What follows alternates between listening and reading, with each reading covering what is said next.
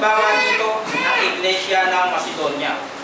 Bukod dito mga kapatid, ay pinatatalastas namin sa inyo ang biyaya ng Diyos na ipinagkaloob sa mga iglesia ng Macedonia, kung paanong sa maraming pagsubok sa kapighatian, ang kasaganaan ng kanilang katuwaan at ang kanilang malabis na karukhaan, mahirap ito.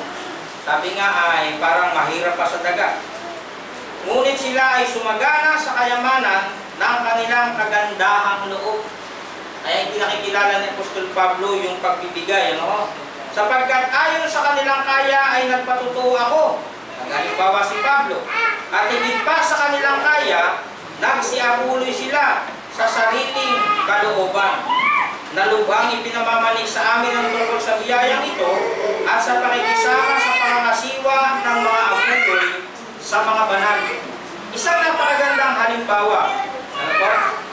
Ang ipinakilala ng Iglesia ng Macedonia, ngunit hindi lahat ng Iglesia ay sumusuporta sa pagtuturo ni Apostol Pablo. Ito yung isang problema, no? Hindi lahat ng Iglesia ay marunong dumamay, kaya hindi lahat ay nakikipagkaisa. Ito ngayon ang problema sa kabila ng pagsusulong ni Pablo ng katotohanan.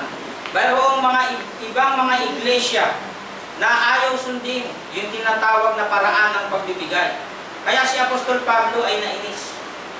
Nainis din pala si Apostol Pablo. Opo, ito yung talata. Ikalawang Korinto chapter 11. Pansinin natin, ano? Yung kanyang pagkainis, ito yung pagkabalisa niya sa lahat ng mga iglesia na kanyang tinutuluan at nilibot. Ikalawang Korinto chapter 11, verse 28 hanggang 29. Pansinin po natin. Bukod sa mga bagay na yaon, ay may umiinis sa akin sa araw-araw. Naiinis din pala siya. Ano yung ikinaiinis niya? Ang kabalisahan dahil sa lahat ng mga iglesia. Bakit? Turo kasi siya ng turo, hindi naman sinusunod ng ibang mga kapatid. Merong nanghihina ang loob, may nagpapatisod, may nagdaramdam, may gumagawa ng masasamang bagay. Tingnan natin yung kasunod na talata. Dahil sa lahat ng iglesia, kaya siya naiinis na babalisa. 29. Sino ang nanghihina? At ako'y hindi nanghihina. Kaya nga isang napakagandang halimbawa itong si Apostol Pablo. Sino ang nagpapatisod? Pero siya hindi nagpapatisod. Sino ang nagdaramdam? At ako'y hindi nagdaramdam. Isang napakagandang halimbawa ng tagapangaral na kahit sa anumang tinatawag na larangan ng buhay, alam niya kung saan niya ilalagay yung kanyang sarili. Kaya nga, binabanggit natin at inuulit natin muli doon sa mga tagapagturo natin, sa mga preacher natin, isang napakagandang halimbawa nitong si Apostol Pablo. Sasabihin ng iba, magyayabang, kaya ako, ministro ako eh. Lalo pa si Pablo. Ako, misyonaryo ako. Lalo pa si Pablo. Tingnan natin, ano, dito itaas natin ang pagbasa.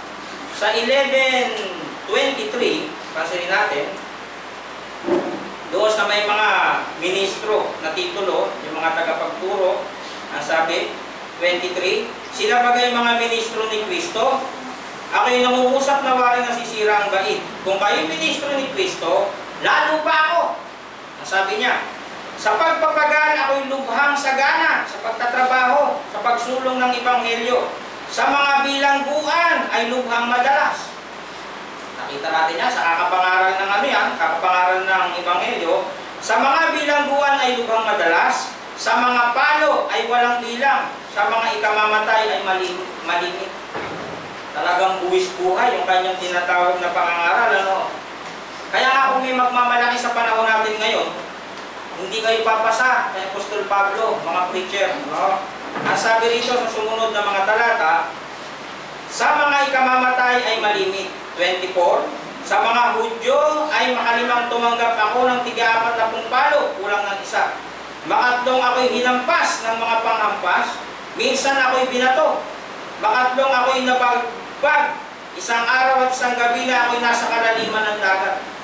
Hindi mo yung kanyang mga pinagdaanan bilang tagapangaral ng Panginoon. Ano? Sa mga paglalakbay ay madalas. Sa mga kapanganiban sa mga ilog, lagi siyang nasa panganib. Ano pa? Sa kapanganiban sa mga tulisan. sa mga kapanganiban sa aking kababayan, sa mga kapanganiban sa mga hintil, sa mga kapanganiban sa bayan, sa kapanganiban sa mga ilang, sa kapanganiban sa dagat, sa kapanganiban sa gitna ng mga bulaang kapatid. Ang hirap ng ginampanan nitong si Apostol Pablo. 27, sa pagpapagal at sa pagdaramdam, sa pagpupuyat ay madalas, sa gutom at uhaw, mga pag-aayuno ay madalas, sa ginaw at kahubaran. Kita mo kung anong uri ng tagapangaral ito. Di ba't sanay na sanay sa kahit anong anggulo ng buhay? Tapos yung iba nating mga tagapangaral ngayon, mga sosyal. Hindi ako natatakot itong ipangaral kapag sila ay kabaro ko rin o kauri ko rin. At nais nating ipakilala yung pinakikilala ni Apostol Pablo, kung ikaw ay isang mangangaral, magsumakit ka sa tinatawag na kalagayan ng Ebanghelyo sa panahon natin ngayon. Hindi sa sinisiraan ko po.